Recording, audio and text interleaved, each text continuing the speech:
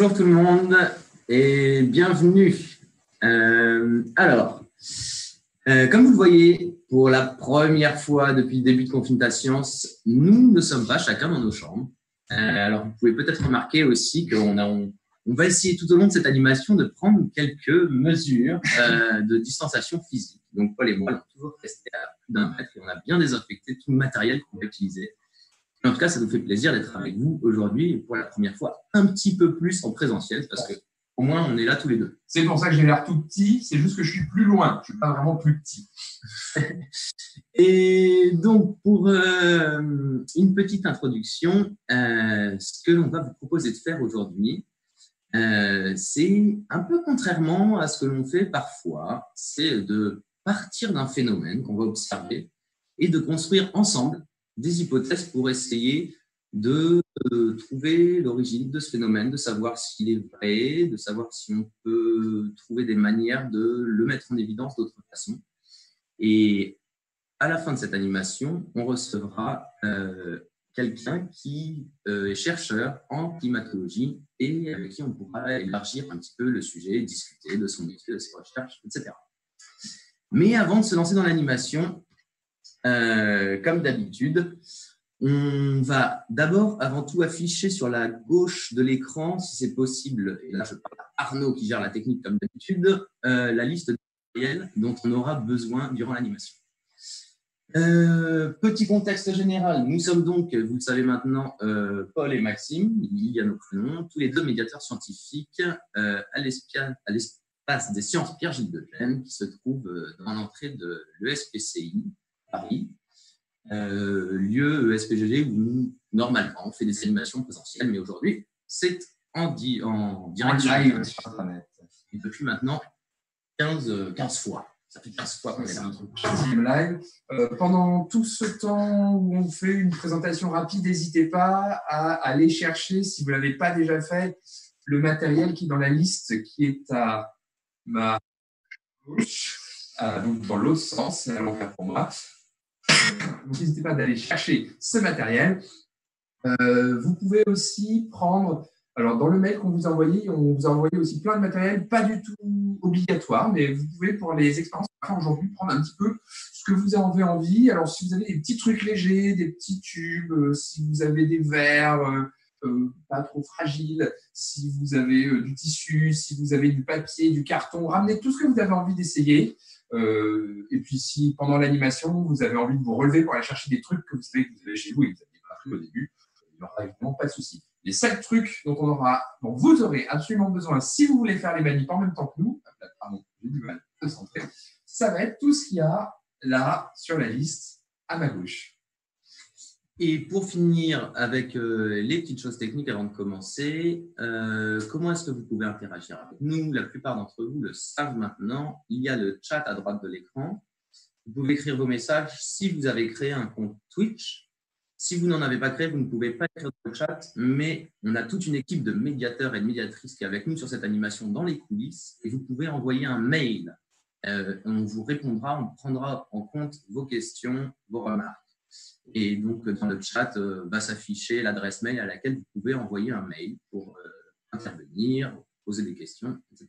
Et une dernière remarque sur le chat. Donc, avec nous aujourd'hui, il y a des personnes de l'équipe que vous ne voyez pas parce qu'elles ne sont pas devant la caméra. Il y a Clémentine et Pania qui sont dans le chat, qui sont en train de vous répondre et de vous envoyer des messages en ce moment. Donc, si vous avez des questions, si vous avez des problèmes, n'hésitez pas à leur dire, elles vous aideront. Le chat, il nous sert beaucoup à pouvoir communiquer avec vous, savoir quelles sont vos questions, quels sont vos problèmes, qu'on puisse échanger entre nous. Donc, on va vous demander de respecter juste quelques petites règles classiques et pas spécialement originales, mais qui font qu'on peut utiliser le chat sans problème. Pas d'insultes dans le chat, pas de menaces, pas de trucs déplacés. Pas de flood, c'est-à-dire pas de messages qui n'ont aucun rapport avec rien et qui deviennent trop nombreux. Si jamais il y en a parmi vous qui utilisent le chat pas comme il faudrait, Clémentine et Pania vous enverront un petit message pour vous demander d'arrêter. Et puis si vous continuez, eh bien, Clémentine et Pania vous bloqueront et vous ne pourrez plus envoyer de messages. Dans tous les cas, donc ça c'est Clémentine et Pania que vous ne voyez pas. La dernière personne que vous ne voyez pas, c'est Arnaud, et c'est lui qui gère tout ce qui est à la technique et qui fait que vous allez nous voir apparaître, disparaître des écrans. C'est lui qui fait que tout ne s'effondre pas. C'est bien, c'est sympa, ça part. Et on va donc, après cette présentation, pouvoir commencer, je pense. Donc, avant de laisser la parole à Paul, qui va commencer l'activité, pour rappel, on va avant tout essayer de regarder un phénomène. Et Paul, je te laisse. Ouais. Alors, peut-être ce qu'on va faire, pour commencer, c'est que Maxime et moi, on voudrait partager avec vous une observation. Quelque chose qu'on a fait, on a observé, qui s'est passé pas du tout ce qu'on avait prévu. Donc, on va partager une observation, puis on va essayer de réfléchir avec vous si de cette observation que vous allez pouvoir refaire chez vous, si ça marche aussi chez vous, on arrive à faire à tirer une hypothèse, à tirer une loi. Et on vérifiera si elle existe ou pas. L'observation qu'on a faite, si vous avez le matériel, vous, c'est la caméra vers moi. Alors, on va passer à l'écran suivant, Arnaud, où il y a le matériel de la première expérience, donc l'observation. Si vous avez... Je vais laisser encore. Voilà. Si vous avez deux canettes ou deux gobelets en plastique, en carton, enfin bref, deux trucs ronds et légers, cylindriques, légers, prenez-les. C'est là qu'on va en avoir besoin. Et pour cette première expérience, on va aussi avoir besoin d'une paille. Voilà. Alors, je vous laisse le temps de récupérer ça. Il n'y a pas besoin d'avoir tout ce que j'ai là. Hein. Si vous avez juste deux canettes, ça suffit. Si vous avez juste deux gobelets, ça suffit. D'ailleurs, moi, je vais faire l'expérience avec les deux canettes. Ce qu'on va faire, et que vous pouvez faire chez vous en même temps que moi, si vous avez le matériel, c'est qu'on va poser les canettes à plat, comme ça. Pas collées, mais pas très loin les unes des autres. Et on va souffler avec la paille entre les deux canettes. Alors, à votre avis, avant de le faire, attendez avant de le faire, si jamais on souffle entre les deux canettes, qu'est-ce qui va se passer?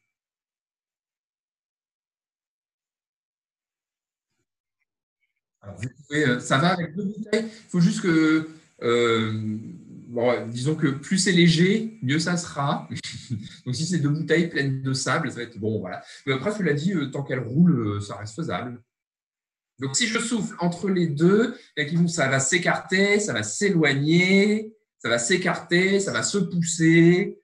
Donc, tout ce que vous imaginez, bon, globalement, on imagine que si je souffle avec ma paille entre les deux, ça va s'écarter. OK, je vais essayer. Je vais déjà le faire moi. Alors, est-ce qu'il faut que ce soit les mêmes objets? Ça, c'est une bonne question. S'il y en a qui ont envie d'essayer avec deux objets, vous n'avez qu'à essayer chez vous. Alors après, une fois qu'on aura fait ici, et vous verrez si le phénomène marche toujours ou pas. N'hésitez pas à essayer avec une bouteille. Est-ce que ça peut être une bouteille, un verre? Oui, moi j'ai un peu envie de me dire, tant que ça roule et que c'est pas trop lourd, ça devrait marcher. En tout cas, l'observation que je veux partager devrait être là. On verra. Mais donc, je vais le faire, je vais souffler.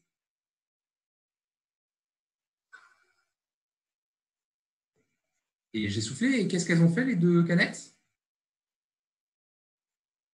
Je peux peut-être le refaire en attendant la réponse. Là, ils font Ah Elles savent. Alors, je vais essayer, voir si ce n'était pas un accident. Et puis, si vous avez aussi le matériel chez vous, faites-le en même temps que moi, voir s'il n'y a que moi qui ai ce truc-là, ou est-ce que vous arrivez à le refaire aussi? Je le ferai. Je souffle, je vous jure, je souffle. Je ne suis pas en train d'aspirer. Et ça se rapproche. Ça fait deux fois, donc ça n'a pas l'air d'être juste un accident. Je retente une troisième fois pour être sûr. Sait-on jamais. Non, ça marche bien, ça marche à chaque fois. Alors, est-ce que chez vous, vous y arrivez aussi? Est-ce qu'il y en a dans le chat qui nous disent s'ils y arrivent chez eux ou pas?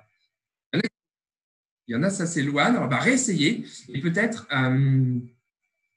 moi aussi, ça s'éloigne quand je souffle, par exemple, vraiment là, et que du coup, l'air, il arrive sur la table, il va partir de tous les côtés. Ça, par contre, quand je souffle entre les deux, mais que l'air, il passe entre les deux, j'ai l'impression qu'elle se rapproche.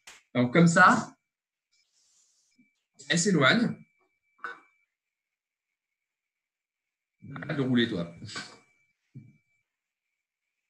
Voilà. Donc, si je souffle par le dessus, je suis d'accord, j'ai l'impression qu'elle s'éloigne.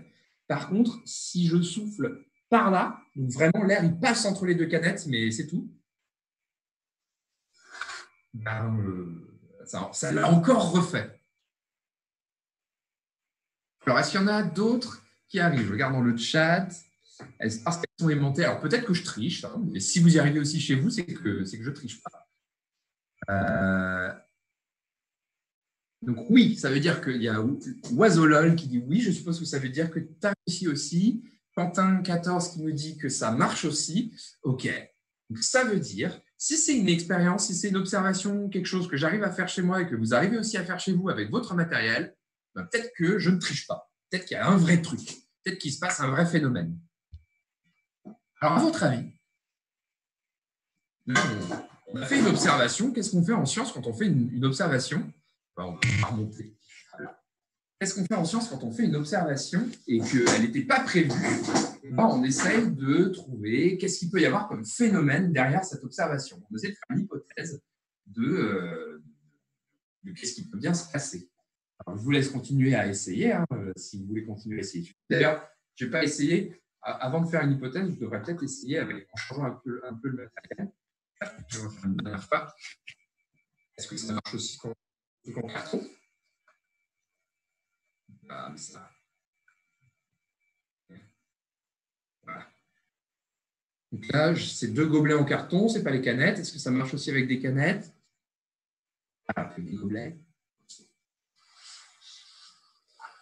Ouais, ça a marché. Encore. Ça dépend si c'est bien rond. Oui, si c'est pas rond, ça ne roule pas. Du coup, c'est un peu plus compliqué. Est-ce qu'on peut quand même essayer, Paul, en ne les mettant pas sur la partie qui roule, voir s'il se passe quelque chose? Peut-être on peut essayer avec des trucs qui ne roulent pas. Mais si ça ne roule pas, comment faire si ça ne roule pas pour que ça continue à marcher, à votre avis? Parce que si ça roule, c'est plus facile de déplacer les objets. S'il ne roule plus, il y a un petit blanc, c'est parce que j'attends que la question vous arrive et que vous puissiez répondre dans le chat. Et comme on a 15 secondes de décalage, ça prend un petit peu de temps. Ça fait un petit moment de malaise où il se passe rien. On ne sait pas. Moi, je me dis que si ça ne roule pas, voilà. On va essayer. J'essaye. Ça ne marche pas. Et si je souffle plus fort, alors? Ok, ça n'a pas marché. Si je les rapproche un petit peu plus? Là, je ne sais pas. Ok, là, j'y arrive pas. Ça ne marche pas. Et avec les gobelets, hop, hop. Ils sont éclatés, ils ne se touchent pas. Je souffle avec les deux. Là, je les fais partir. J'ai soufflé dessus. Puis, j'ai soufflé dessus. Non, j'y arrive effectivement pas là. Alors, pensant, il y a eu plein de choses qui ont été dites dans le chat. Ça, c'est une bonne question. C'est peut-être le moment, Paul, je pense qu'on va remonter un peu la caméra. C'est le moment où, en fait, vous êtes en train de vous demander, là, est-ce que ça va marcher avec de l'air froid? Est-ce que ça marche avec de l'air encore plus chaud? Et en fait, c'est le moment où on est en train d'essayer de formuler une hypothèse. Donc, on vient de voir un phénomène, celui où on avait mis les canettes sur la partie qui roulait, et en soufflant entre les deux, contrairement à ce qu'on pouvait prévoir, ils se sont rapprochés. Ça, c'est le phénomène qu'on a observé. Et je te laisse reprendre. Avant de commencer, là, on a observé avec les canettes, avec les gobelets au début, on a observé ce phénomène. Avant de faire d'autres expériences, là, vous commencez à poser plein de questions qui sont super intéressantes, mais qu'on va garder. On va garder pour la suite de l'animation. Ça va être exactement les questions qu'on va pouvoir se poser après.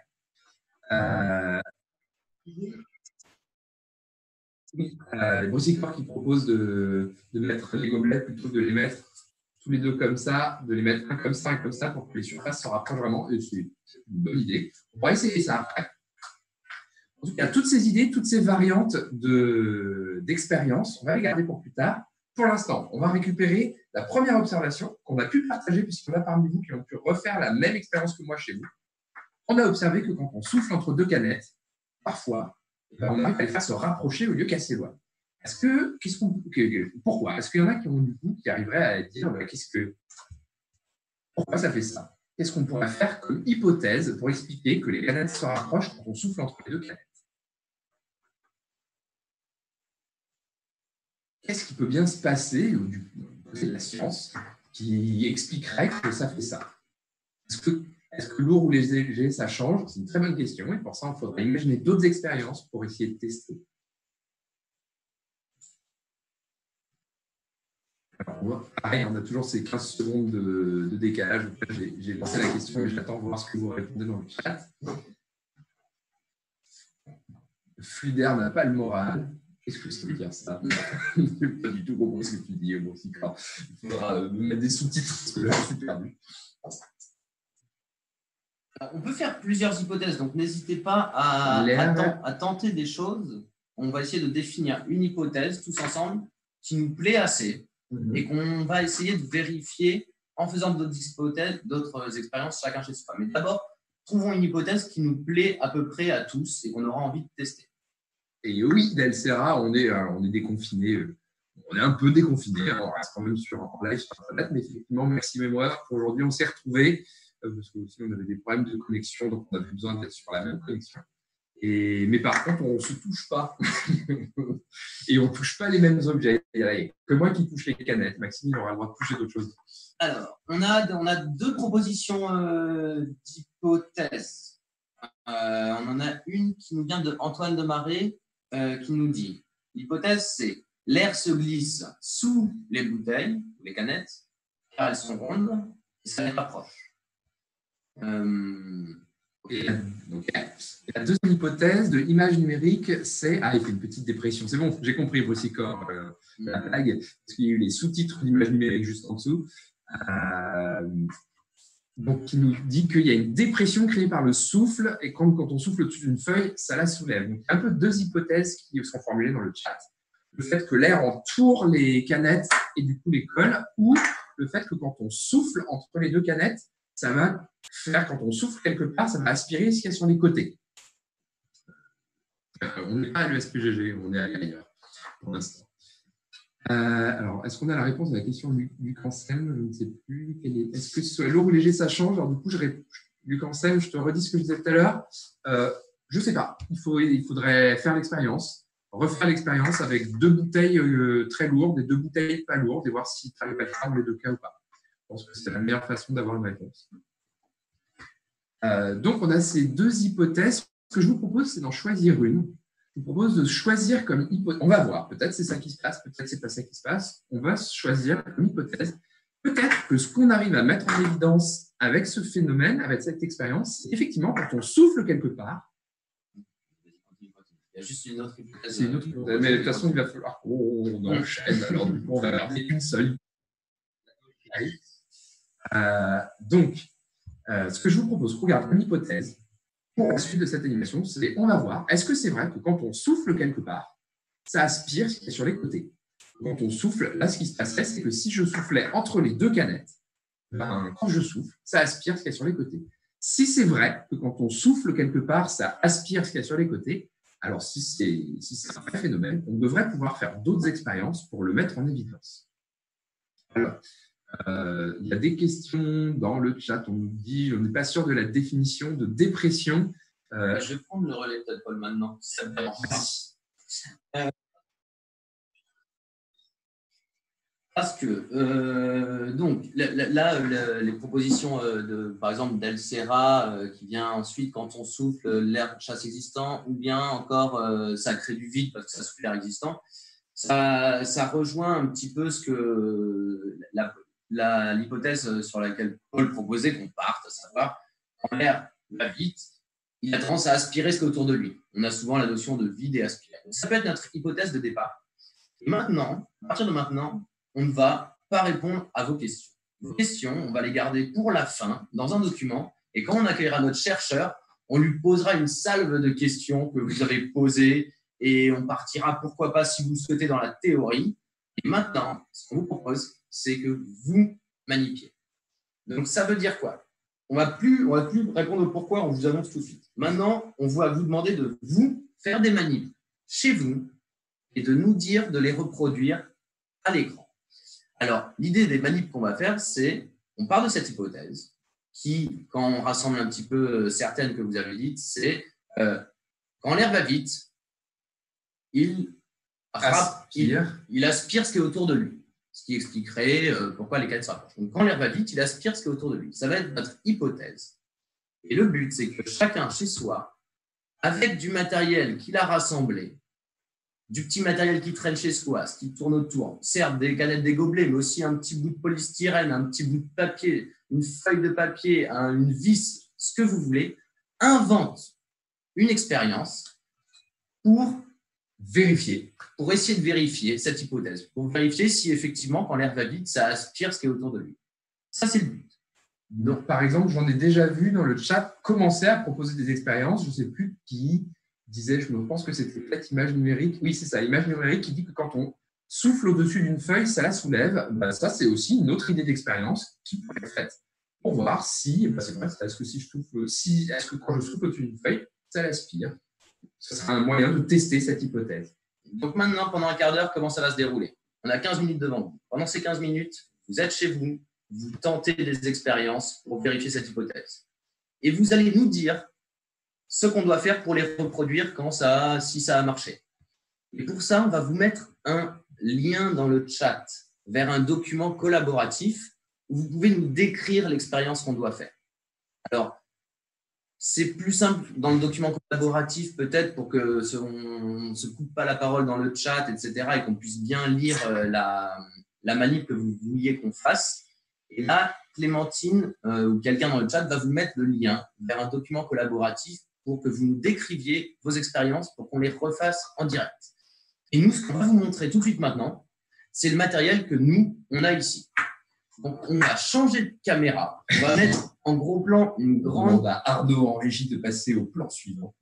Passer au plan suivant, absolument. On va mettre une caméra où sur la droite de la table, on a plein de matériel.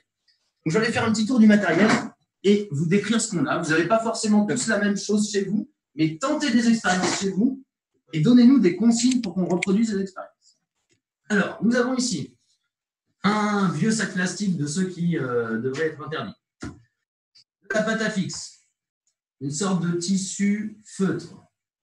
On a du papier, petite feuille de papier, grande feuille de papier. On a des gobelets. On a des tout petits bouts de polystyrène. C'est le genre de polystyrène qu'on trouve dans les colis qu'on peut recevoir. On a aussi du polystyrène blanc, un peu plus classique. Donc ça, c'est des choses extrêmement légères, très cassantes. On a un bocal en verre. On a un rouleau de papier toilette. On a des torchons. Qu'est-ce qu'on a d'autre? On a un rouleau d'essuie-tout. On a des petits éléments en mousse de décoration de loisirs créatifs.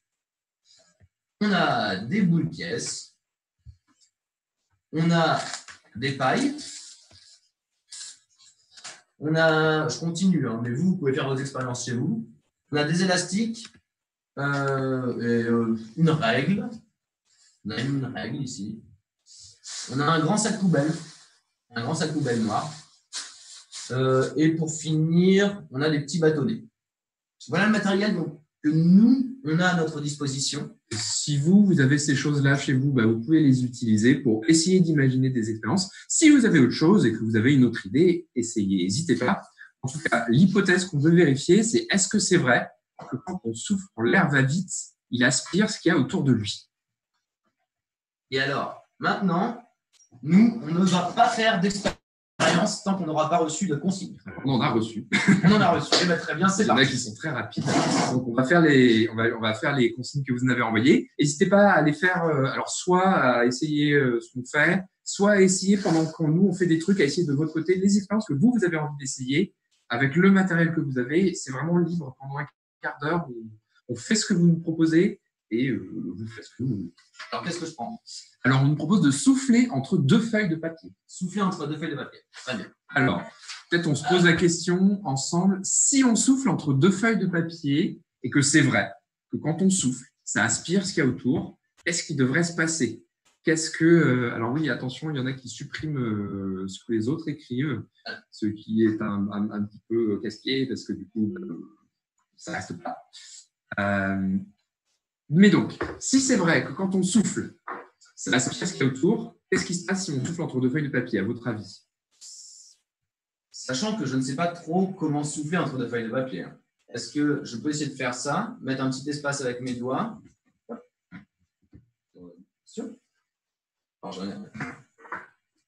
Voilà.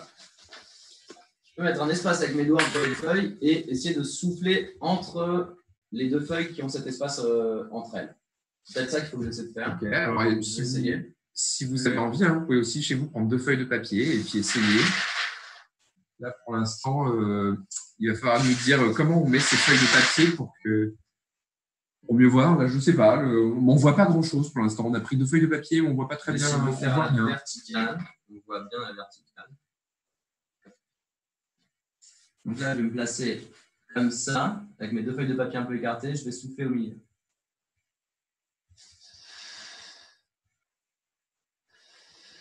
Elles tremblotent. C'est ce que je peux vous dire. Parfois, elles sont le centre de choc, elles font un peu. On nous propose de mettre moins que de l'autre. Pardon?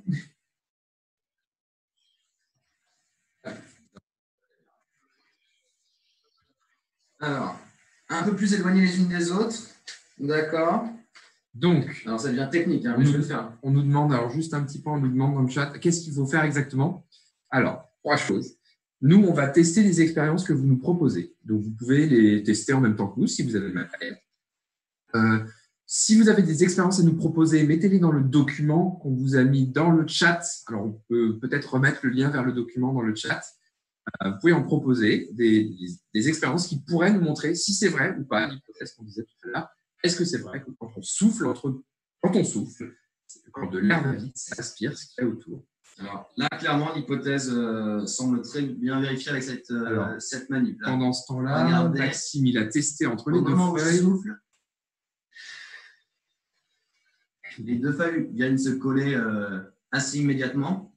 Ce qui d'ailleurs explique peut-être le bruit de ratatatatata qu'on entendait quand elles étaient très proches. Elles se collaient, se décollaient, que ça venait faire un bruit de claquement comme ça. Ok, donc ça semble être une expérience qui valide pour l'instant notre hypothèse. Très bien, ça a l'air de peut-être fonctionner. Je vais regarder les autres hypothèses que vous proposez. Donc les feuilles de papier, je ne sais pas si vous avez réussi, peut-être il y en a qui ont essayé chez vous, on a vu. Chez nous, Maxime, quand il a soufflé, ils sont collés. En passant comme ça et en soufflant au milieu, ça marche. Pendant ce temps-là, alors, qu'est-ce qu'on a comme. Je vais lire le chat d'abord, et ensuite regarder vos propositions. Tic, elle s'écarte, je reviens avec mon idée d'air chaud. Ça fait penser à un rideau de douche qui se colle à moi quand j'utilise l'eau chaude. Alors, c'est une bonne remarque et je crois que je vis aussi la même chose. À chaque fois que je me douche, mon rideau de douche, quand j'allume la douche, j'ai l'impression que j'ai un rideau de douche qui se colle à moi. Il était droit avant et bloum, c'est comme s'il était aspiré vers moi. Si c'est vrai que quand l'air va vite, ça aspire ce qu'il y a autour et que du coup, l'air va entraîner par la douche, peut-être ça marche. Est-ce que ça marche qu'avec de l'eau chaude? Du coup, c'est une bonne question. Est-ce que Delcera, tu as déjà essayé de prendre une douche à l'eau froide pour voir si ton rideau de douche est toujours aspiré ou pas? S'il faudrait voir si ça a un rapport avec la température ou pas. En tout cas, moi, c'est vrai que je l'expérimente à chaque fois que je prends une douche, le rideau, il est aspiré vers moi. À faire chez vous. Parce que là, pour l'instant, on ne peut pas la faire ici. Non, là, ça va je ne vais pas prendre une douche. On ne va pas prendre une douche. Est-ce qu'il y a d'autres manips que je pourrais faire à l'écran? Alors, expérience suivante, on met les 2 gobelets et on met les 2 feuilles de papier de chaque côté des 2 gobelets. Alors, je vais installer ça. Je n'ai pas forcément exactement compris. Et ensuite, est-ce qu'il se passe autre chose? Non, alors, est-ce qu'il y en a une qui est. Elle peut être complétée, la description, parce que là, effectivement, on n'a pas tout pour pouvoir la refaire. Il y en a qui disent en dessous, on fait l'expérience. Ouais, si on peut compléter l'expérience des gobelets, qu'elle soit plus claire. Si vous l'avez faite chez vous, vous pouvez nous dire ce que vous avez fait. Expérience faite avec 2 rouleaux de papier toilette et 2 bouchons en liège. Même constatation qu'avec les verres. Là, je pense que c'était pareil en les mettant là, prêts à rouler. Et que donc, ça ne marche pas que avec des canettes et avec des verres, ça marche aussi avec des bouchons en liège et avec des rouleaux de papier toilette. Très bien. Avec des matériaux type papier, tissu, éponge, pas de rapprochement, et des boulettes de papier, pas de rapprochement. Alors, on pourrait essayer effectivement avec des boulettes de papier. Allez, on essaie boulettes de papier. Donc là, on va essayer le même organisation pour les canettes, mais avec des boulettes de papier. Hop. Là, ça doit être net a priori. Donc, je fais 2 petites boulettes de papier. Alors, pendant ce temps-là, il y a des bonnes suggestions. Il y en a qui proposent remplir les canettes ou les gobelets pour voir si, quand c'est rempli, ça marche toujours ou pas, pour voir si le poids change quelque chose. Et si chez vous, vous avez envie de faire ça, n'hésitez pas. Donc, j'ai fait des boulettes de papier un petit peu très subjectivement. J'aurais pu les faire plus denses, plus compactées, moins compactées. Voilà, je vais mettre 2 boulettes de papier. Arrive avec une paille ici. Là, vous ne voyez pas ma tête, mais je vais souffler. C'est pas grave, c'est les boulettes le plus important. Ça n'a pas marché pour l'instant. Je vais essayer de les rapprocher un tout petit peu. Je vais quand même rapprocher un peu la caméra.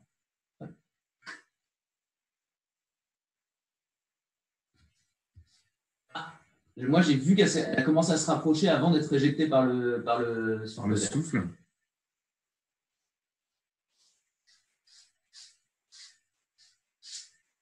J'ai l'impression qu'elle se rapproche, il faudrait regarder au ralenti, mais qu'elle se rapproche de l'autre avant d'être prise dans le bon jet d'air et d'être éjectée vers l'arrière.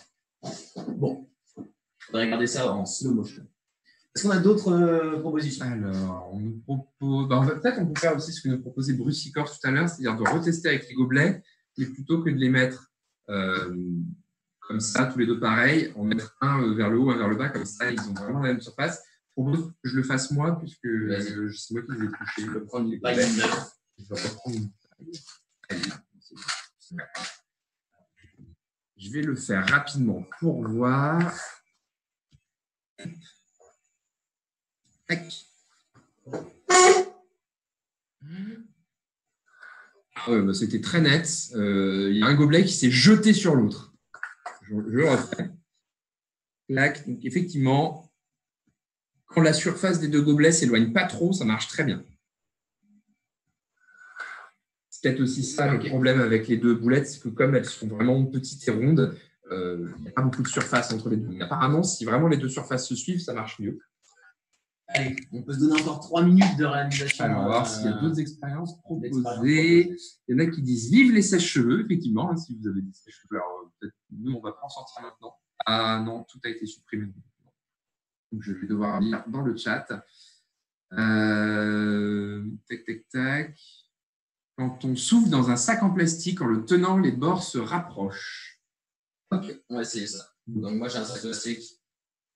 Si on souffle dans un sac plastique, si ça aspire, les bords devraient être aspirés dans le souffle et du coup se rapprocher. Okay. Je vais essayer de me placer comme ça avec l'entrée de mon sac ici, en tenant mon sac de manière assez lâche pour que si jamais les 2 entrées de mon sac plastique doivent se rapprocher, elles le puissent. Et là, je vais souffler. Vous voyez, je suis derrière la caméra. Donc, je souffle et on regarde ce qui se passe au niveau de l'entrée du sac. Alors, pour l'instant, ça ne me semble pas flagrant. Alors, ce que je ressens un peu dans mes mains, c'est plutôt que ça gonfle le sac et le sac a l'air de vouloir partir en arrière. Mais je ne vois pas de premier mouvement de rapprochement des bords. Là, je ne le constate pas. Donc, ça ne marche pas. Ça ne confirme pas l'hypothèse qu'on voulait voir. Les bords du sac ont pas l'air de se rapprocher. En même temps, on souffle de l'air dans le sac qui est en train de se gonfler. Donc, il y a peut-être aussi quelque chose qui est en compétition. Et du coup, c'est pas ça qui gagne. Quelle heure il est? On va. Alors, on a une dernière petite qui nous est proposée. On a une dernière petite qui nous est proposée et c'est celle qu'on avait prévu de vous proposer de toute façon maintenant. On a essayé de souffler dans un sac. Alors, il y en a qui sont en train de témoigner. On a essayé de souffler dans un sac en plastique. Les bords se rapprochent. Alors, il y en a chez qui ça a marché. D'accord. Il y a peut-être des conditions qu'on n'a pas bien trouvées, nous, qui font que parfois, on arrive à faire rentrer les sacs en plastique se rapprochent. C'est une surface fermée. Ah, donc peut-être si on l'ouvre, on fait un trou de l'autre côté du sac. Alors là, ça va peut-être marcher. J'essaie ça et on termine sur cette modification d'expérience pour le sac plastique. Donc, il me faut une paire de ciseaux. Je vais chercher. Je vais donc couper ça c'est l'entrée de mon sac plastique et je vais couper le bout pour avoir une surface ouverte à la fin. Alors, c'est pas grave, parce qu'on va pouvoir tester ça après. Il y en a qui disent avec une paille, ça se rapproche. Ah, d'accord. Bon. Maintenant, j'ai. C'est pas grave, on a un sac troué maintenant. Maintenant, j'ai un t-shirt. Donc, on va voir ce qui se passe. Je vais me remettre en position comme tout à l'heure. Sauf que là, on voit que l'air va plus être bloqué. Et je souffle. Ah oui, effectivement. Alors, j'ai eu l'impression, la première fois que je l'ai fait, ça se rapprochait. Ah oui, ouais, effectivement. Donc là, cette fois-ci, quand on souffle le sel, qu'est-ce qu'il fait? Hop. Je vais faire un peu vers là. Là, je souffle. Ouais, là, c'était flagrant. Ok. Donc, effectivement, bonne idée, très bonne suggestion d'expérience. Alors, on pourrait continuer, vous pourriez continuer à nous en proposer plein d'expériences pour essayer de voir si on arrive à mettre en évidence le même pas. C'est super que vous en ayez déjà proposé. N'hésitez pas, une fois que l'animation est terminée, à en tester d'autres. Hein, si vous avez d'autres idées, c'est très bien. Nous, ce qu'on vous propose là, dans les 10-15 prochaines minutes, c'est qu'on en a trouvé une d'expérience pour essayer de mettre en valeur ce phénomène qu'on trouve très rigolote et qu'on voudrait que tout le monde fasse. Et je vais regarder cet étrange animal qui me regarde. Oui. Même si c'est un peu bizarre. Vous savez à quoi ressemble la caméra. Je vous montre à quoi ressemble la caméra. Vous comprenez pourquoi Maxime est intimidé. Voilà, c'est cette chose-là. Que je regarde. Donc, c'est reparti. On dirait une espèce de champignon un peu. C'est l'été qui arrive. On va pouvoir ressortir. On peut déjà ressortir un peu en faisant attention. Pour se rafraîchir, il y a un moyen qui est assez sympathique et qui demande assez peu de matériel. Donc, on va pouvoir afficher la deuxième liste de matériel. Je crois que c'est déjà là. Arnaud, si tu peux, je crois. Parfait. Là, on va faire donc la deuxième expérience, entre guillemets, obligatoire, avec du matériel obligatoire que tout le monde, on vous propose de tous le faire en même temps. Et pour ça, on a besoin du matériel qui est affiché maintenant sur votre écran. Donc, si vous l'avez, c'est le moment de le mettre devant vous et vous préparer à faire quelque chose avec. Donc, on va avoir besoin d'une paire de ciseaux, très bien, d'une paille, d'un gobelet qui n'est pas cassé, donc celui-là, je l'enlève, un gobelet, et d'eau. Et comme on va avoir besoin d'eau, on va forcément aussi avoir besoin de s'éloigner un peu de l'ordinateur, parce qu'on risque d'en mettre un peu à côté. Delcera nous dit, c'est bon, on s'est mis dans la cour de l'immeuble. Très bien. Alors, on vous a peut-être fait un petit peu peur. Normalement, on ne va pas tout inonder avec ce truc-là. Hein. Mais par contre, c'est bien de ne pas le faire juste devant l'ordinateur ou juste devant un truc qui craint, parce qu'effectivement, il peut y avoir un petit peu d'eau qui pourrait partir un peu dans tous les sens. Donc, on va s'arranger pour qu'il y ait de l'air qui aille vite avec tout ça. Bon, on va réutiliser la technique de la paille. La paille, c'est bien pour accélérer de l'air. On peut souffler fort dedans et ça sort en un jet d'air rapide. Oui, et alors, donc un rappel pour celles et ceux qui, parce que je vois dans le chat que on est allé un peu vite, c'est pas forcément clair. Là, c'est plus la peine de nous proposer une nouvelle expérience, même si c'est super. Là, on est en train de vous proposer une expérience à faire tous ensemble, une dernière expérience à faire tous ensemble pour mettre en valeur le phénomène. Est-ce que c'est vrai que quand on souffle, ça aspire autour? Alors, on va se couper un bout de paille. Alors, il se trouve qu'un bout de paille d'environ, on va dire, d'une longueur de 2 phalanges. De 2 phalanges de moi. Voilà, je vous laisse estimer la longueur de mes phalanges et couper à peu près pareil. Si vous me rajoutez une phalange, ce n'est pas très grave. Si vous en enlevez une, ce n'est pas très grave. Donc, je me retrouve avec ma paille en 2 morceaux. C'est important que j'ai ces 2 morceaux. Le grand morceau, c'est celui dans lequel on va souffler. Le petit morceau, lui, va plonger dans l'eau. Donc, pour ça, il va falloir qu'on se remplisse un verre d'eau.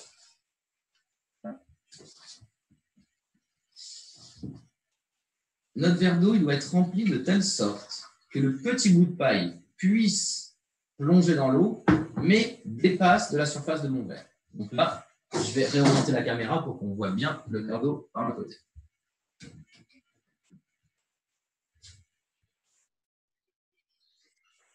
Alors, c'est là que ça peut être un petit peu technique. Je vais faire le focus de ma caméra. Hop. Vous voyez que j'ai de l'eau jusque-là, mon petit bout de paille qui est grand comme ça. Alors là, soit vous essayez de scotcher votre bout de paille sur le verre, ce que vous pouvez faire, soit vous vous lancez dans la maîtrise de vos doigts, ce qui consiste à faire quoi?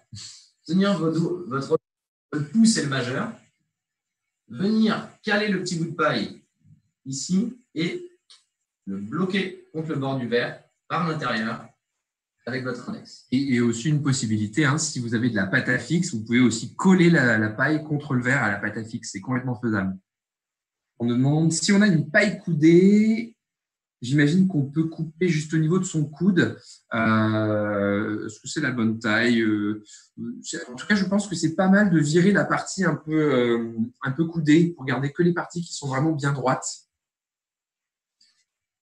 Voilà. Il y a d'autres questions ou pas? Pas encore. Donc, mais si vous avez des questions, si vous ne comprenez pas bien ce qu'il faut faire pour pouvoir faire l'expérience en même temps que Maxime, n'hésitez pas à nous envoyer des questions dans le chat. Là, je l'ai devant moi, je lis.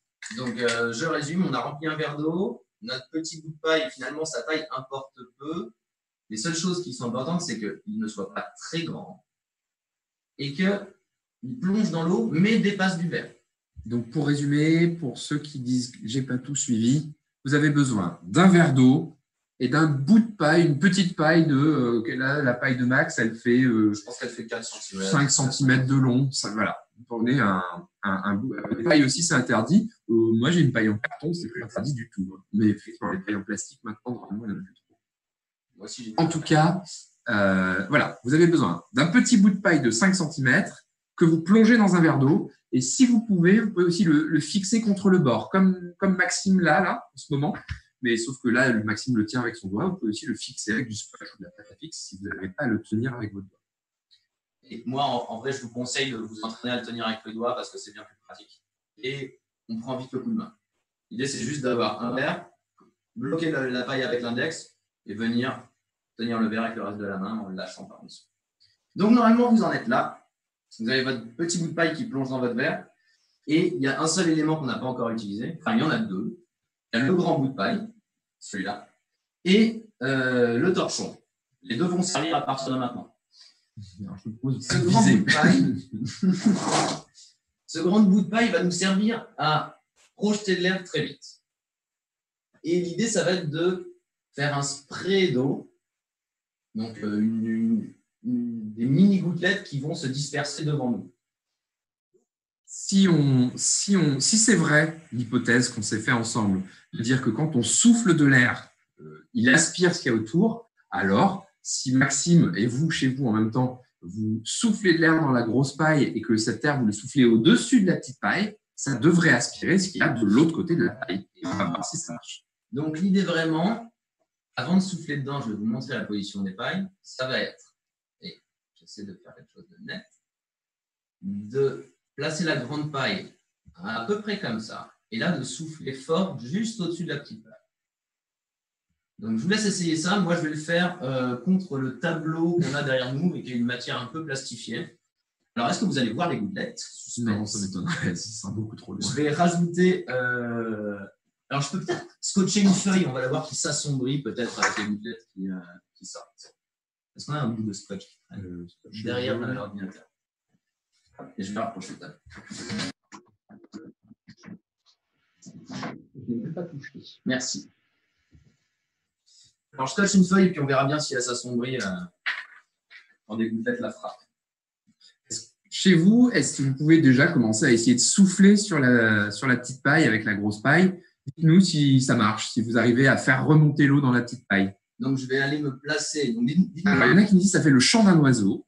Très bien. Peut-être souffle plus fort, alors pour voir. Alors, quand ça fait le chant d'un oiseau, c'est très bon signe. Et Delsa nous dit de l'air rentre dans la petite paille. Alors, souvent, quand on fait ça avec l'air rentre dans la petite paille, ça veut dire que vous êtes en train de… C'est qu'on est un peu trop comme ça. Voilà, et qu'il faut incliner la paille plutôt comme ça, très légèrement, qui regarde vers le haut. Donc là, vraiment comme ça que vous souffliez, l'air que vous soufflez, il vise vers le haut, pas dans la paille. Si vous soufflez dans la paille, alors l'air va rentrer dedans, effectivement.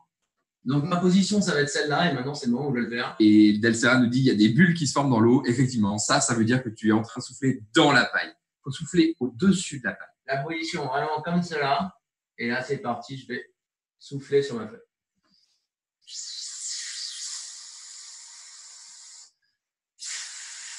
Et là, je ne sais pas si vous voyez, mais ma feuille est complètement trempée de mini-gouttelettes. Tu peux la rapprocher de la caméra, je pense. Hop, là, des scotch.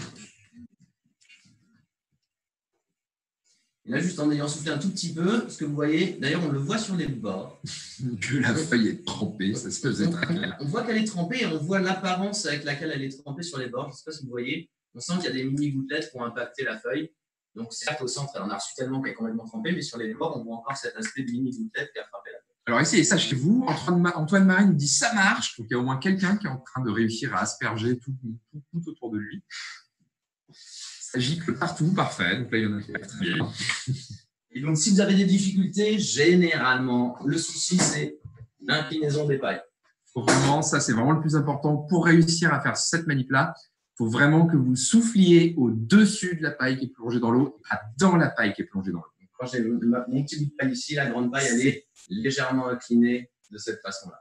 C'était dur, mais ça marche. Très bien, c'est plus facile quand on s'y met à plusieurs.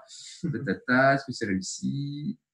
Alors, s'il y en a qui ont la tête qui tourne à force de souffler, faites une pause. Ne tombez pas dans les pommes, ça n'en vaut pas la peine. Vous pouvez faire aussi une pause de 30 secondes avant de reprendre.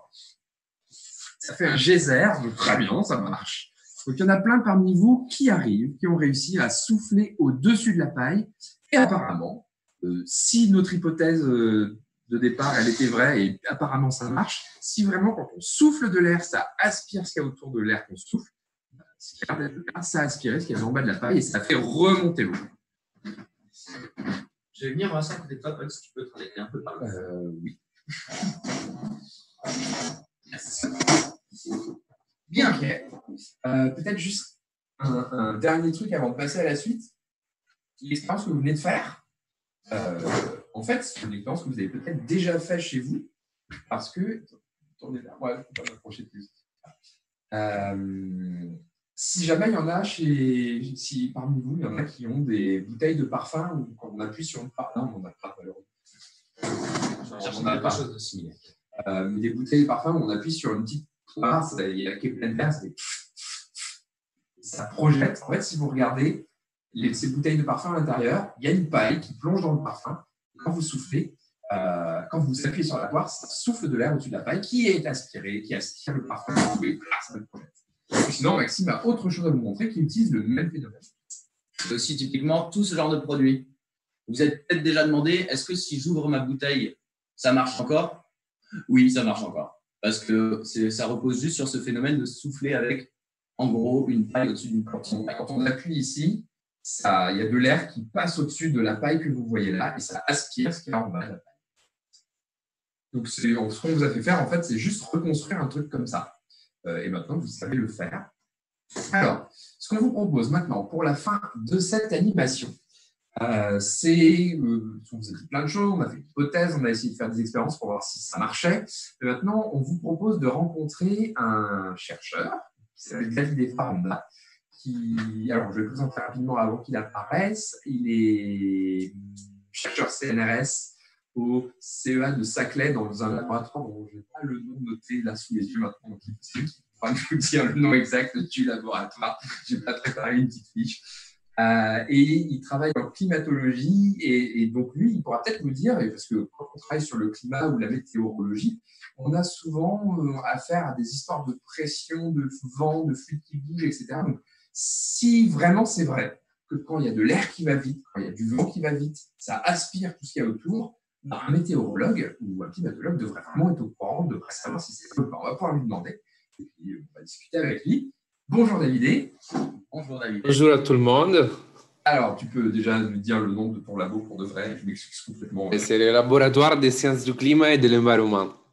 Très bien. Qui est au CEA à Saclay. Le reste est correct, oui. Alors, déjà, avant de te demander quoi que ce soit, est-ce que c'est vrai ce qu'on se raconte depuis le début? C'est vrai que quand on souffle, ça aspire tout ce qu'il y a autour?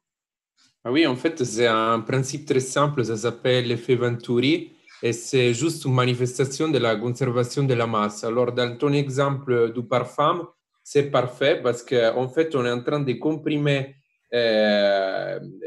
quelque chose et quand on a qu'elle revient dans la position initiale, bah, il y a de l'air qui va dedans. Donc, on crée une dépression qui fait remonter l'eau et qui permet de vaporiser après les parfums sur nos visages où on veut. Donc, c'est juste un équilibre entre pourquoi il rentre la vitesse, parce qu'on fait un équilibre entre ce qu'on appelle l'énergie cinétique, donc l'énergie de mouvement, l'énergie potentielle, que c'est ce qui est relié au contraire à la pression. Donc, c'est juste un exemple de on ne peut pas détruire la masse. Donc, si on accélère quelque chose, on doit aussi après avoir une modification de la pression. D'accord. Donc, effectivement, c'est vrai que quand on souffle, ça aspire tout ce qu'il y a autour. C'est un truc qui est connu, qui s'observe. D'accord. Alors, juste une question sur le parfum, justement. Il y a Brucicor qui demande si ce n'est pas un mécanisme de bille. Alors, je ne sais pas ce que c'est un mécanisme de bille exactement. Alors, je pense que c'est le moment où je parlais de ça. Brucicor, tu parlais peut-être de cet objet-là. Ta question, tout d'un coup, me fait douter, me donne envie de démonter la tête, même si je ne sais pas ce que c'est qu'un mécanisme de bille. Mais ça me donne envie de démonter la tête. Donc, avant de m'engager à 1000%, je démonterai la tête. Et voilà. En fait, c'est qu'on peut réaliser cet effet par plusieurs choses. On n'a pas forcément besoin d'avoir quelque chose qui se comprime, ça suffit d'accélérer. Si on a une canette ou quelque chose qui a une cavité constante et on accélère, on crée quand même une dépression parce qu'en fait, l'accélération suffit pour faire cet effet de vide, disons. Et toi, tu nous parles depuis tout à l'heure quand tu nous dis que quand on souffle, quand on accélère de l'air, ça crée une dépression. Qu'est-ce que c'est une dépression exactement? Parce que je vois qu'il y a des questions là-dessus qui apparaissent. En fait, la pression, c'est quelque chose qui nous dit combien de molécules d'air sont concentrées dans une certaine unité des fluides, dans un certain petit cube qu'on ne peut pas visualiser des fluides. Donc, si la pression diminue, ça veut dire que les molécules sont plus étalées et qu'ils ont plus d'espace pour bouger. Donc, c'est un effet macroscopique qu'on peut mesurer sur nous, de quelque chose qui est une propriété très petite de chaque molécule. D'accord. Donc, en gros, pour résumer, la pression, ça dit à quel point l'air est concentré ou pas. Plus l'air est très concentré, il est vraiment tassé, moins il y a de pression, moins l'air est tassé.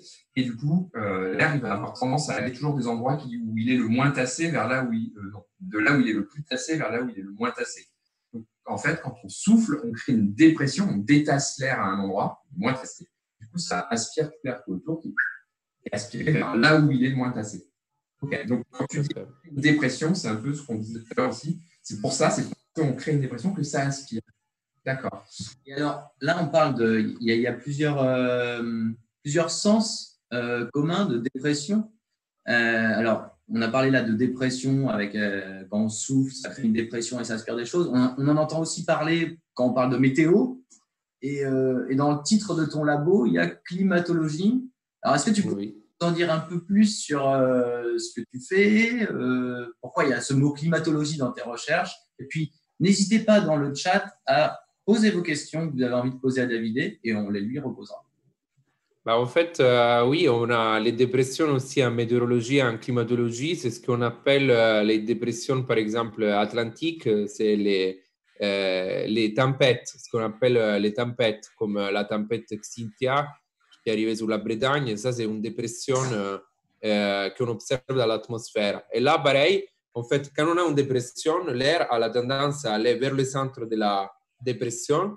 Sauf que, comme la Terre est en rotation, on a aussi que l'air, pour aller vers le centre, doit faire des spirales.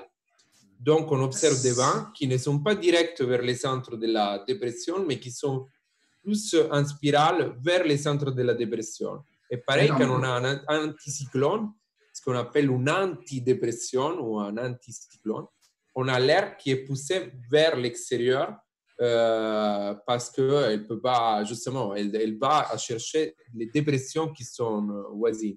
Donc, nous, ce qu'on fait au laboratoire des sciences du climat et de l'environnement, on travaille beaucoup sur les dépressions extrêmes, c'est-à-dire vraiment les vraies tempêtes, et on essaie de modéliser pourquoi on a ce phénomène et qu'est-ce qui se passe avec les changements climatiques. Est-ce qu'on va en avoir plus ou moins, avec quelle fréquence et avec quelle intensité, et voilà. D'accord. Donc, ce que tu es en train, pour résumer un peu ce que tu es en train de nous dire, c'est que finalement, le fait que ce qu'on a observé, nous, que l'air, que tout était aspiré là où on crée une dépression, là où on souffle, on crée une dépression, et du coup, ça aspire tout ce qu'il y a autour. Ça marche aussi en météorologie. Par exemple, quand on a une grosse tempête, c'est qu'un endroit où il y a une dépression et ça aspire. Et du coup, c'est énorme tout l'air qui est autour. C'est pour ça qu'il y a… Oui, Ça marche pour les cyclones, ça marche aussi pour les tornades. Dans les tornades, on est aussi inspiré. Si on rentre dans un tornade, on finit pour être aspiré. Et c'est le même mécanisme aussi. Après, dans la météo, et comme dans la tornade et tout ça, quelque chose qu'on n'a pas observé dans les manips que vous avez fait, c'est le fait qu'il y a la rotation. Parce que la Terre est en rotation et donc normalement, ce qui se passe, c'est que ce phénomène d'aspiration est aussi accompagné de quelques rotations. Ok, merci David. Alors, on a des questions fantastiques. On a des questions dans le chat. Je pense qu'on a un petit peu envie de profiter du domaine de recherche de Davidé. Donc, par exemple, une question, c'est pourquoi est-ce que quand une éponge est trop sèche, elle se contracte Luxonelm, si tu nous précises pourquoi ça a un lien avec la climatologie et l'air qui va vite et tout, pas de souci. On peut te demander Davidé. Tu as le droit de répondre, je n'en sais rien. Est-ce que toi, tu as une idée de pourquoi quand une éponge est trop sèche, elle se contracte? Quand une éponge est très, pourquoi elle se contracte, ça doit dépendre des propriétés de chimie de l'éponge, mais donc ce n'est pas forcément relié à l'effet dont on discute maintenant.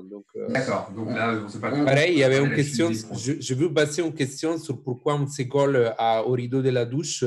Oui. Alors là, par contre, il y a deux réponses. Une réponse, c'est qu'en fait, on crée un mécanisme de convection entre l'air chaud dans la douche et l'air froid à l'extérieur de la douche, donc les rideaux bougent.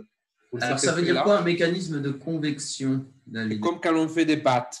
Donc on réchauffe un liquide ou de l'air par une source de chaleur et donc on a une différence de température. Alors, la différence de température est reliée à la différence de pression parce qu'on a l'équation des gaz qu'on a toujours en chimie de base, vraiment des traits de base, qui nous dit que quand on a en fait plus de molécules, la pression est élevée, on a aussi une température est proportionnelle à une température élevée. Okay? Donc, si on a une différence de température, là, pareil, on peut créer une différence de pression et faire bouger les rideaux. Donc, on peut créer les différences. Rapidement, tu me dis que quand on a des températures qui sont différentes dans l'air ou dans l'eau, ça fait des différences de pression aussi. Et si ça fait des différences de pression, forcément, ça bouge l'air. Donc, quand on met de l'eau très chaude, il va faire très chaud dans la douche. En dehors de la douche, il fait toujours froid. Donc, ça va faire qu'il va y avoir des pressions différentes au niveau de la douche et en dehors de la douche. Et donc, s'il y a des pressions différentes, ça va se mettre à tout faire bouger. Exactement. Et après, pourquoi il y a moins de pression dans la douche? Du coup, le rideau, il est attiré vers nous parce qu'il y a le moins de pression. Et ça colle pour la tension superficielle, donc rien à voir avec l'effet Venturi. C'est la tension des molécules de la peau avec l'eau sur les rideaux et donc ça fait vraiment une espèce de colle. D'accord, et en plus, donc, la matière des rideaux de douche, en général, ça colle à la peau quand on est mouillé. Donc c'est aussi pour ça que ça se colle facilement. On a une autre question de Quentin 14. Quelle est la différence entre une tornade et un ouragan? Alors, une tornade, c'est déjà l'échelle est complètement différente. L'ouragan est sur des échelles de milliers de kilomètres. Donc, on le voit avec les satellites. Les tornades, il a une échelle de 30 mètres environ. Donc, ça, les mécanismes de formation sont aussi différents. L'ouragan, c'est un ensemble d'orages qui devient tellement grand au tropique qu'il commence à sentir la rotation de la Terre et se met en mouvement. La tornade n'est pas la rotation de la Terre qui le cause, mais la convection, c'est dont on parlait dans la douche, qui marche pour créer les orages, donc qui est le mécanisme aussi qui crée les orages. Dans la convection, il y a des tourbillons, et ces tourbillons, s'ils deviennent très forts, ils peuvent commencer à tourner et à se mettre en vertical et donc toucher le sol s'il y a assez d'énergie et faire un tourbillon qu'on peut visualiser avec les yeux parce qu'il y a beaucoup de poussière. Mais ce genre de tourbillons, ils existent comme les tornades, ils existent dans les orages, sauf qu'ils sont en hauteur. Ils n'arrivent pas, s'il n'y a pas assez d'énergie, à descendre jusqu'au sol. Donc, c'est deux phénomènes complètement différents.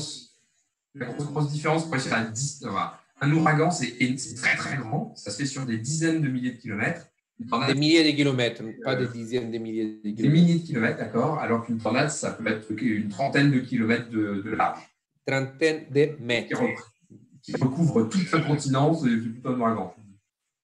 Ou tout un pays. L'ouragan, il a la taille, disons, de quoi? En fait, on pourrait imaginer du Portugal, alors qu'un tornade, il a la taille d'un bâtiment. D'accord, c'est pas la même taille, effectivement. Il nous reste un petit peu de temps pour quelques questions. Luc Hansen, je vais te proposer de... Est-ce que tu peux, s'il te plaît, rappeler ta question et préciser son lien avec la climatologie pour qu'on profite de ce que David peut nous dire. Et on a comme tu travailles en climatologie, tu parles de phénomènes extrêmes. Je ne sais pas si c'est dans ton champ de travail, parce qu'il y a Oiseau LOL qui se demande le lien ou la différence entre un tsunami et un tremblement de terre. Est-ce que ça, c'est des phénomènes sur lesquels tu travailles, les tsunamis, les tremblements de terre? Non, par contre, les tremblements de terre, un peu. Donc, la question est, qu'est-ce que c'est la différence entre tsunami et tremblement de terre? Alors, les tremblements de terre, c'est une propagation des ondes sismiques dans les solides. Les solides et les liquides ont des propriétés différentes. On les voit très bien. Une table, ce n'est pas une masse d'eau. Donc, quand les ondes sismiques se propagent dans l'eau, ça crée des ondes dans l'eau. Et donc, les ondes dans l'eau, ils peuvent générer des tsunamis. Et pourquoi pourquoi elles sont très différentes? Parce que, en fait, avec le fait que la côte remonte, donc qu'on passe de l'océan jusqu'à la côte, les ondes deviennent de plus en plus visibles et sont forcées à monter sur les solides, qui est donc la roche, la côte, et ils envahissent les terres qui sont proches de la côte. Donc, la différence, c'est vraiment la propagation qu'on a dans les solides, comme la terre, et les liquides, comme l'océan. Mais le phénomène est le même, l'origine est le même. C'est des ondes sismiques. Pour résumer, en gros, un tremblement de terre, c'est ce qu'on ressent quand la terre tremble, quand il y a des ondes dans la terre qui est solide. Et quand cette vibration, elle se transmettent à l'eau de l'océan, ça fait un tsunami. Mais donc, en gros, un tsunami, c'est la continuité du tremblement de terre, mais dans l'eau au lieu d'être dans la terre solide. D'accord. On a eu une question par mail, je pense. Ouais. C'est est-ce que tu sais si le confinement a eu un effet sur la météo? Alors, sur la météo ou sur le climat? Alors, parce que le climat, c'est l'ensemble des conditions météo sur plusieurs années. Donc, sur le climat, on a mesuré qu'on a une baisse des gaz à effet de serre. Ça, on l'a mesuré. Par contre, est-ce qu'il va avoir un effet pour ralentir les changements climatiques? Ce n'est pas clair. Sur la météo, il a eu des effets dans la chimie de l'atmosphère parce qu'on a mis moins de polluants, donc on a eu des émissions on n'a pas eu d'émissions d'air polluées, et donc on a de l'air qui est de qualité meilleure que d'habitude. Et l'autre chose qui a des effets sur la météo, c'est le fait que comme les avions ne volent pas en ce moment, les avions des lignes, et il y a aussi beaucoup de centres météo qui sont à l'arrêt, on a du mal à collecter les données météo, et donc on a des mauvaises performances des modèles de prévision météo à cause du fait qu'on ne peut pas reconstruire bien l'état de l'atmosphère actuelle, parce qu'on n'a pas de mesures dans l'autre atmosphère grâce aux avions commerciaux. Ok, merci. Et on va peut-être prendre une dernière question. Et puis après, on reviendra sur le phénomène de la paille, parce que pour Delsera qui redemandait un petit topo. Il y a une dernière question de Luc Hansen qui nous dit, alors je ne sais pas comment tu vas répondre à cette question. On écoute. Si je ne sais pas, je dis je ne sais pas, de toute façon. Donc. Et tu as le droit. Pourquoi y a-t-il un réchauffement climatique? Alors, pourquoi il y a un réchauffement climatique? Ben, ça dépend du fait que quand on met des gaz à effet de serre dans l'atmosphère devient opaque à la radiation qui ressort de la Terre. Donc, ça fait un espèce d'écran solaire qui fait garder l'énergie et donc faire réchauffer la Terre. Et donc, cette graines solaires dans des conditions sans des gaz à effet de serre, ça nous empêcherait complètement la vie sur la Terre.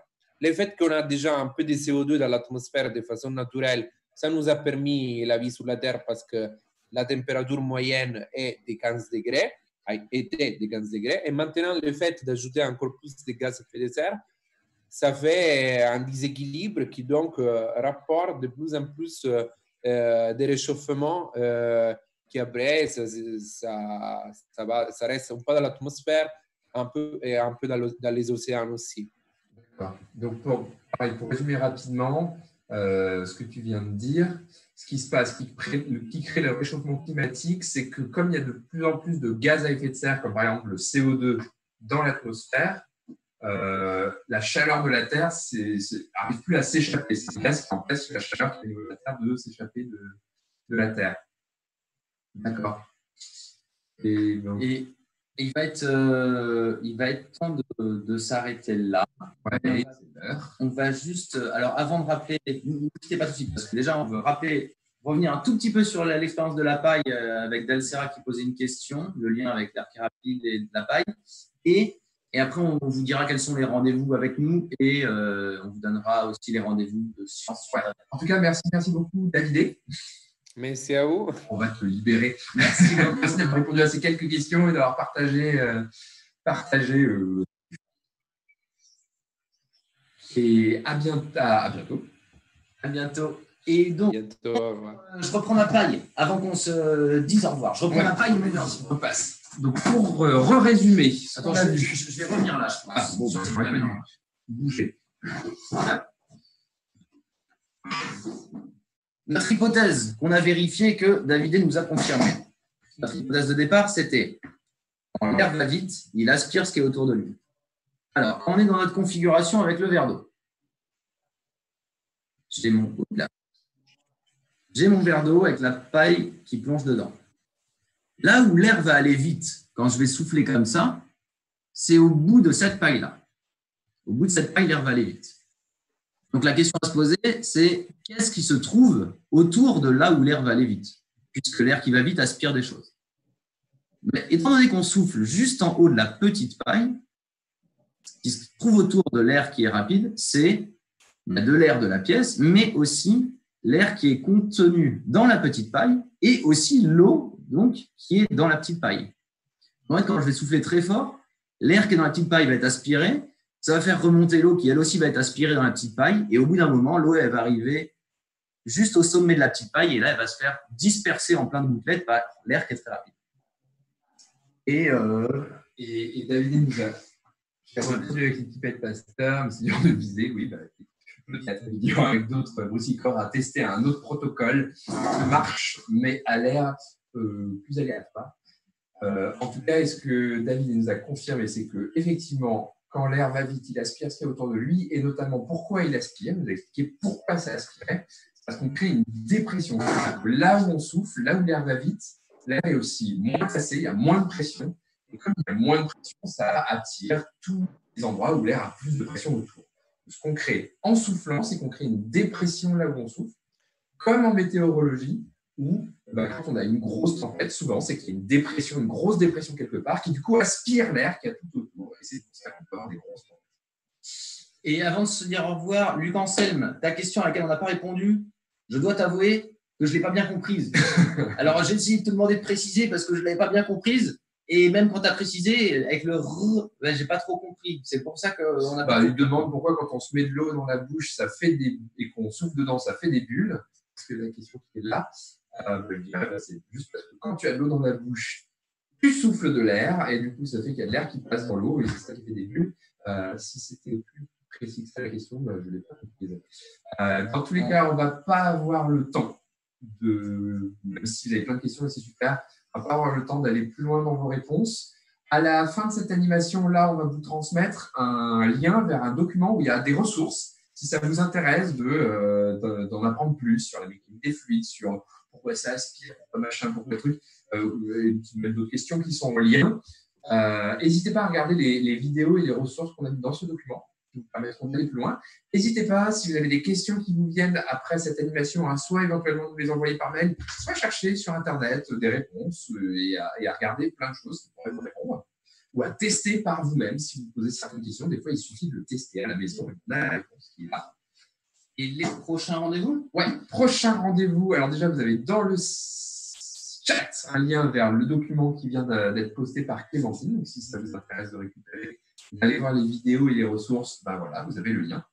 Et les prochains rendez-vous. On a des prochains rendez-vous qui se dérouleront la semaine prochaine. Mercredi, on aura une animation où on accueillera des étudiants en physique. Ouais, des étudiants de l'ESPCI, qui est l'école d'ingénieurs dans laquelle se trouve l'ESPGG, où nous sommes des médiateurs. Et le but sera de faire chanter les vers. J'imagine que vous savez peut-être ce que ça veut dire, comment est-ce qu'on peut faire chanter les vers. On verra ça mercredi. Vendredi 29, on aura des rencontres avec des chercheurs. Là, encore, c'est via le site internet que vous pouvez vous inscrire.